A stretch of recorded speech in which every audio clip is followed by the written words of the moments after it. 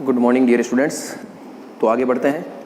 Previous lecture में हमने क्या देखा था, जो हमारी डी ब्रोई हाइपोथेसिस थी उसको हमने अच्छे से कॉन्सेप्चुअली और थ्योरेटिकली जो उसके अंतर्गत थ्योरी इन्वॉल्व थी वो, और उसके अंतर्गत जो कुछ मैथमेटिकल एक्सप्रेशन थे उनको हमने अच्छे से फाइंड कर लिया था। आज के लेक्चर में हम उससे रिलेटेड कुछ न्यूमेरिकल प्रैक्टिसेस करेंगे। और न्यूमेरिकल के लिए हमेशा का वही तरीका है, जो भी टॉपिक करो उसके अंतर्गत जो भी कॉन्सेप्ट या कोई भी ऐसी चीज़ जो इंपॉर्टेंट है, जो नोट करने लायक है, कोई भी फॉर्मूला है, उसको आप हमेशा क्या कीजिए, अलग से नोट कर लीजिए। ठीक है, तो एक और हम हल्का सा रिकॉल कर देता हूँ ब्रीफली, ताकि क्या लेक्चर के दौरान आपका इंटरेस्ट बना रहे। तो इस न्यूमेरिकल जो मैंने लिखा, इसको पढ़ने से पहले आपको मैं एक दो चीज़ बताना चाहता हूँ। डी ब्रोई हाइपोथेसिस के अंतर्गत जो बेसिक फॉर्मूला हमने काम में लिए थे वो क्या कहते हैं, इसको एक बार हम लिस्टिंग कर लेते हैं। सबसे बेसिक फॉर्मूला तो आपका यही था, लैम्डा इक्वल टू h/p, क्योंकि डी ब्रोई हाइपोथेसिस क्या दर्शा रही है, आपके डुअल नेचर ऑफ मैटर को दर्शा रही है। अर्थात जो आपका पदार्थ होता है उसकी दोहरी प्रकृति को दर्शाती है। अर्थात ऐसा भी आप कह सकते हो कि कोई भी मेटीरियल पार्टिकल होता है वो कणीय प्रकृति के साथ साथ तरंगी प्रकृति दर्शा रहा है। तो देखिए, लैम्डा तरंगी प्रकृति, मोमेंटम कणीय प्रकृति, तो एक तो ये फॉर्मूला निकल करके आया था। फिर आपने लैम्डा को h/mv भी रख सकते हो आप। फिर हमने दो केस की बात की थी, एक हमने बात की थी रिलेटिविस्टिक केस की, एक की थी नॉन रिलेटिविस्टिक केस की। दोनों को आपने कैसे कंसिडर किया कि जब वेलोसिटी अगर c की तुलना में बहुत कम है तो वो था आपका नॉन रिलेटिविस्टिक केस। उस केस के लिए हमने क्या कहा था कि जो आपका लैम्डा होगा वो होगा h/√2me। तो एक ये फॉर्मूला काम में लेना है। लेकिन यहाँ पर जो E है वो आपका क्या है, काइनेटिक एनर्जी है। एनर्जी कह दो या काइनेटिक एनर्जी है बेसिकली।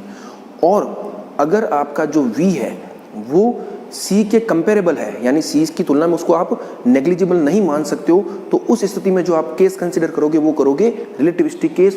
और उस केस में आपके जो E होती है टोटल एनर्जी, वो तीन तरह के फॉर्मूला हमने लिखे थे। एक लिखा था mc², एक लिखा था E² = m0² c4 plus p² c², और एक लिखा था E = kinetic energy plus rest mass energy. ये तीनों एक ही चीज़ है।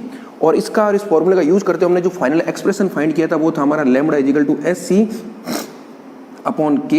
ब्रैकेट में K + 2m0 c²।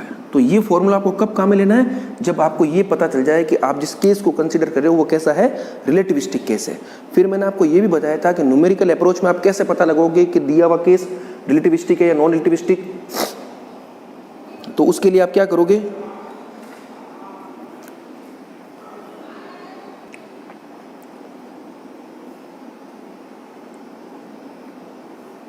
तो उसका पता लगाने के लिए मैंने आपको एक ट्रिक बताई थी कि जो काइनेटिक एनर्जी है आपकी, ठीक है ना, काइनेटिक एनर्जी वो अगर रेस्ट मास एनर्जी की तुलना में बहुत कम है आपकी, तब आपका जो केस होगा वो होगा नॉन रिलेटिविस्टिक केस। और अगर आपकी काइनेटिक एनर्जी जो है वो रेस्ट मास एनर्जी की कंपेरेबल में है, कंपेरेबल का मतलब हो गया कि आप उसको उसकी तुलना में नगण्य मान के नहीं छोड़ सकते हो, तब जो केस कंसिडर करोगे आप वो करोगे रिलेटिविस्टिक केस। तो ये दो ट्रिक है जो आपको पता रखनी है, और जो फॉर्मूले इसके अंदर इन्वॉल्व है वो मैंने आपको बता दिए हैं। अब कल हमने एक टॉपिक और देखा था जिसके अंतर्गत हमने कहा था कि de Broglie wavelength of a charge particle, उसको थोड़ा आप करेक्ट कर लीजिए। वहाँ मैंने एक लाइन लिखी थी, इसको मैं इस न्यूमेरिकल को तो बाद में करेंगे, मैं चीज़ बताना चाह रहा हूँ।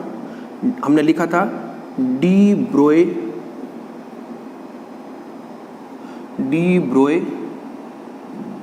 वेवलेंथ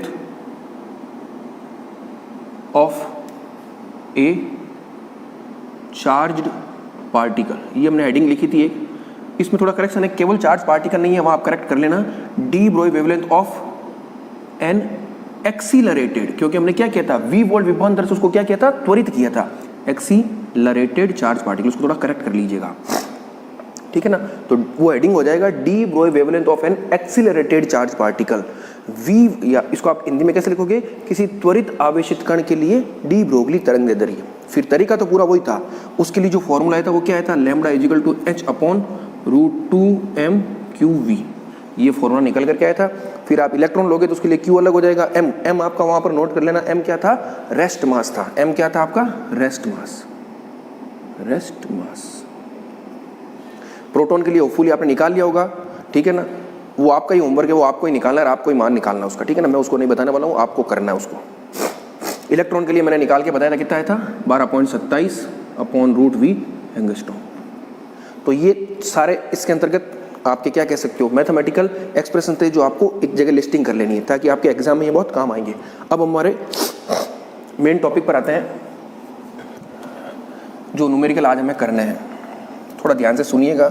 थोड़ी क्या है, मौसम के चक्कर में थोड़ा जुकाम भी हो रखा है, तो ये भी एक हर्डल है एक प्रकार का। चलो कोई बात नहीं, करते हैं हम। तो देखिए क्वेश्चन क्या है, इस क्वेश्चन को आप ध्यान से पढ़िए। 100 किलो इलेक्ट्रॉन वोल्ट ऊर्जा के इलेक्ट्रॉन की डी ब्रोई तरंग दैर्ध्य ज्ञात कीजिए। बिल्कुल सिंपल सा क्वेश्चन है। आपको क्या कह दिया, एक इलेक्ट्रॉन है जिसकी एनर्जी या काइनेटिक एनर्जी कितनी दे रखी है, 100 किलो इलेक्ट्रॉन वोल्ट। तो इसके लिए आपको क्या फाइंड करनी है, डी ब्रोई वेवलेंथ फाइंड करनी है। तो डी ब्रोई वेवलेंथ के लिए सिंपल सा तरीका क्या है, आपको ये पता है। फॉर्मूला तो बेसिक फॉर्मूला तो केवल क्या होता है, lambda is equal to H upon P. ये तो सबसे बेसिक फॉर्मूला है जो आपको हमेशा लिखना है। अब आपको क्या दे रखा है, kinetic energy of an electron, ये आपको क्या दे रखी है, गिवन है। वो कितनी है, 100 kilo electron volt. 100 kilo electron volt क्या है, kinetic energy of an electron आपको गिवन है। अब आप कैसे पता लगाओगे कि ये केस जो है वो आपका रिलेटिविस्टिक है या नॉन रिलेटिविस्टिक है। तो सिंपल सा तरीका क्या है, आपको मैंने बताया कि आप काइनेटिक एनर्जी और रेस्ट मास एनर्जी को कंपेयर कीजिए। तो आपको याद होगा कि रेस्ट मास ऑफ इलेक्ट्रॉन कितना, रेस्ट मास एनर्जी, विराम द्रव्यमान ऊर्जा ऑफ इलेक्ट्रॉन, ठीक है ना, विराम द्रव्यमान ऊर्जा, ठीक है ना, rest mass energy of electron या इलेक्ट्रॉन की विराम द्रव्यमान ऊर्जा, उसका फॉर्मूला क्या होता है, m0c²। और इसका मान आपको याद है, याद नहीं तो आपको याद रखना ही चाहिए। इलेक्ट्रॉन का, प्रोटॉन का, ये सब आपको एज इट इज याद रहने चाहिए।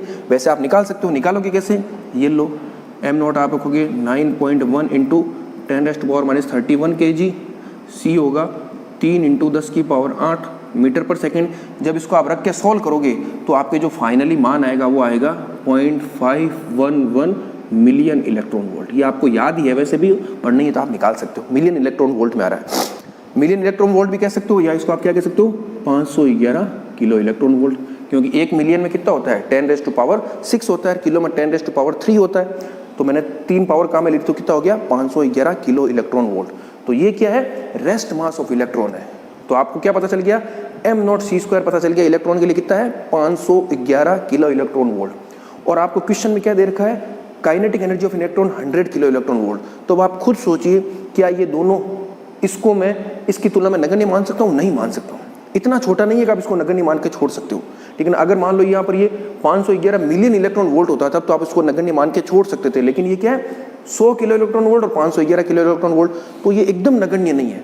नगण्य नहीं है तो इसका मतलब क्या हो जाएगा कि ये केस आपका कैसा हो जाएगा, रिलेटिविस्टिक केस हो जाएगा। तो इस प्रकार से आपको फाइंड करना है। तो ये जो केस है वो आपका कैसा केस है, रिलेटिविस्टिक केस। आप लिखना बिल्कुल, ये लिखना, फिर नीचे एक लाइन लिखना आप एरो लगा करके। स्पष्ट है कि इलेक्ट्रॉन की दी गई गतिज ऊर्जा उसके विराम द्रव्यमान ऊर्जा की तुलना में नगण्य नहीं है। अतः उपरोक्त जो स्थिति है वह आपेक्षिकता की स्थिति है, ठीक है ना। Given condition is relativistic condition, ये relativistic case. So in this case de Broglie wavelength of an electron is given as, ठीक है ना। अर्थात उपरोक्त स्थिति में इलेक्ट्रॉन के लिए डी ब्रोगली तरंग दैर्ध्य को निम्न प्रकार लिखा जा सकता है। कैसे लिखोगे आप, lambda is equal to hc upon k plus twice m0c²। बस फॉर्मूला आपको पता चल गया। अब h का मान आप जानते हो क्या होता है, c का मान आप जानते हो क्या आता है, k आपको गिवन है, और m0c² इलेक्ट्रॉन के लिए आपको पता ही है 511 किलो इलेक्ट्रॉन वोल्ट।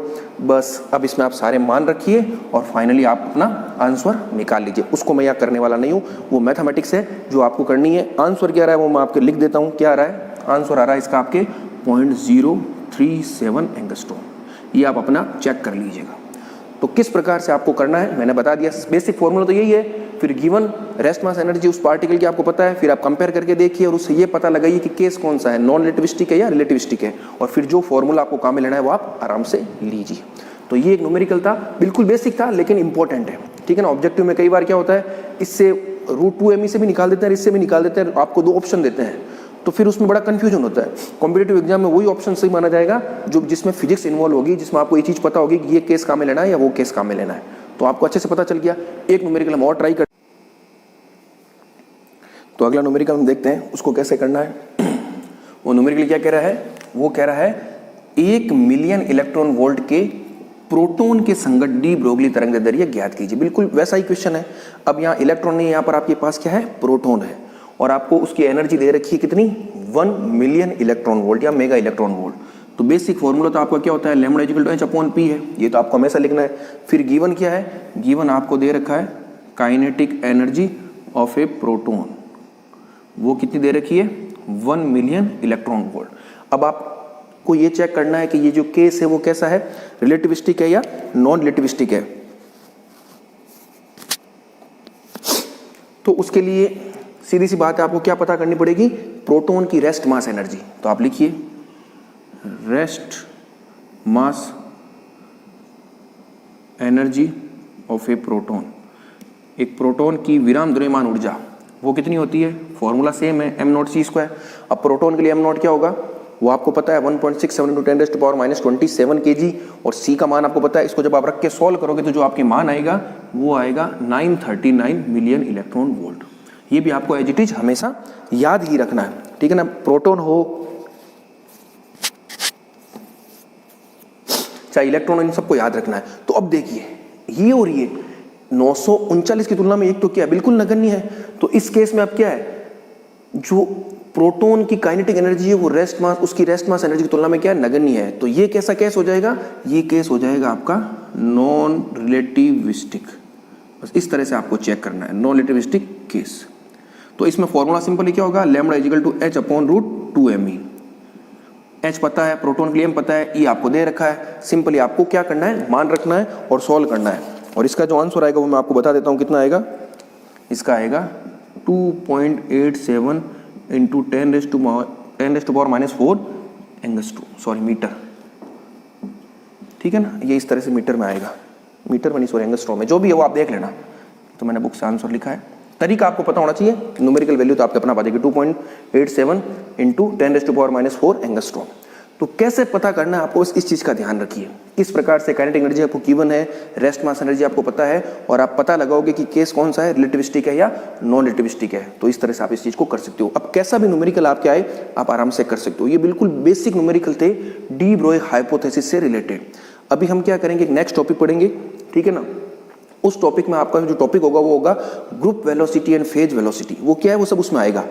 तब इन सभी समीकरणों का वापस यूज होगा, तब आपको और अच्छे से क्लियर होगा। वहां हम और ज्यादा अच्छी न्यूमेरिकल प्रैक्टिसेज करेंगे।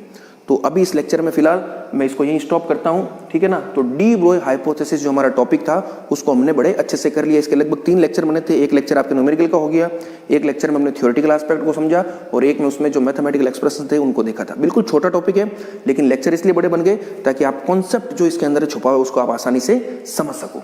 और करना क्या, डी ब्रोई हाइपोथेसिस तो केवल एक लाइन की, जो मैंने लाइन लिखी थी ना, किसी कण से संबद्ध तरंग की तरंगदैर्घ्य उसके संवेग के व्युत्क्रमानुपाती होती है। बस खत्म हो गया डी ब्रोई हाइपोथेसिस। या आप ऐसा भी जो एक इंग्लिश में स्टेटमेंट लिखा था कि any material particle have non zero rest mass whatever its nature in motion it is equivalent to a wave and its wavelength is given by lambda equal to h/p। बस खत्म है। बाकी तो जो मैंने सारी चर्चाएं बताई थी वो उसके अंदर फिजिक्स जो थी या कॉन्सेप्ट जो था उसको समझने, ताकि आपका इंटरेस्ट बना रहे, इसलिए मैंने बताई थी। और जितने भी मैथमेटिकल एक्सप्रेशन थे उनको हमने एक एक करके सारी लिस्टिंग कर ली।